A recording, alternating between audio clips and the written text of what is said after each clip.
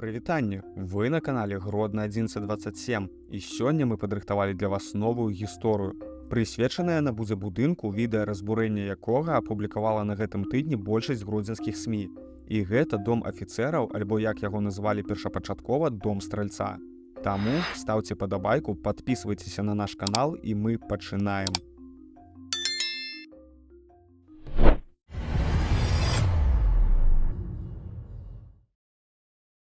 Дом стральца, саюз легіяністаў, дом афіцэраў і гарадскі дом культуры. Гэта ўсё пра адзін і той жа будынак на вуліцы Ажэшкі 30.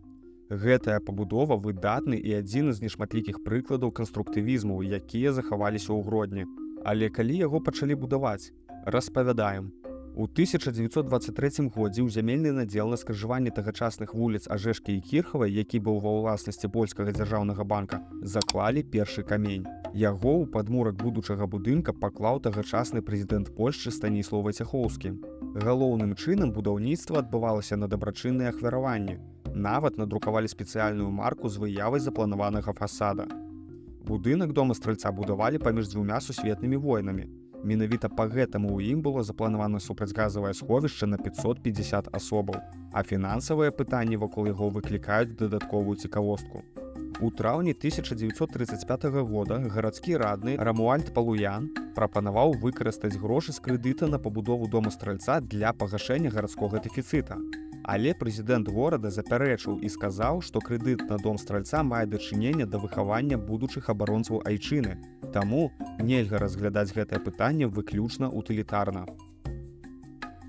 Падобная гісторыя адбылася і ў наступным 1936 годзе. Той жа Рамуальд Палуян падчас абмеркавання гарадскога бюджэту прапанаваў выкрэсліць чарговую субсідыю ў 5000 злотых на дом стральца. Гэтым разам яму адказаў радны Канстанцін Церлікоўскі. У той час, калі навокал і паўсюль чутно бразгатанне зброі, а суседнія краіны ўмацняюцца любым коштам, мы таксама павінны быць падрыхтаваны. Наша моладзь павінна быць прыстасавана да абароны края, і справа гэтая павінна стаць першаснай патрэбай кожнага грамадзяніна. Так яно і адбылося. У верасні 1939 года на Польшу, у склад якой у тыя часы ўваходзіў Гродна, напалі гітлераўскія, а пазней і савецкія войскі. Менавіта супраць саветаў у доме стральца абараняліся вучні польскіх гімназій. Некаторых з іх савецкія ўлады расстраляюць на сабачай горцы.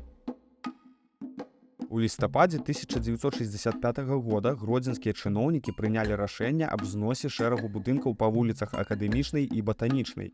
Гэта спатрэбілася, каб да дома афіцэраў прыбудаваць новую залу на 800 месцаў.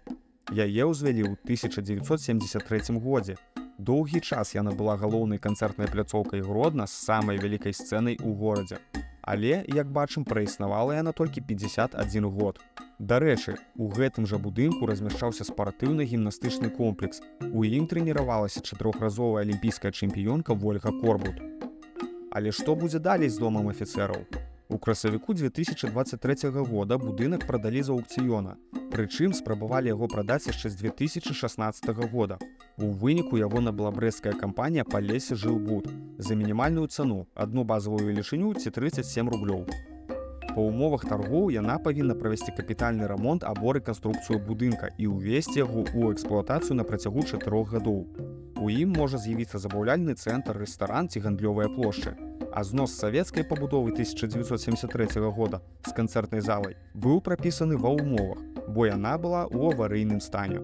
Калі вам спадабалася відэа, то не пашкадуйце падабайку і падпішыцеся на наш канал. А яшчэ больш цікавостак з гісторыі Гродна вы можаце даведацца на нашых старонках у Instagram і Telegram. А падтрымаць аўтараў праекта Гродно 1127 вы можаце кубачкам кавы на Buy Me a Coffee.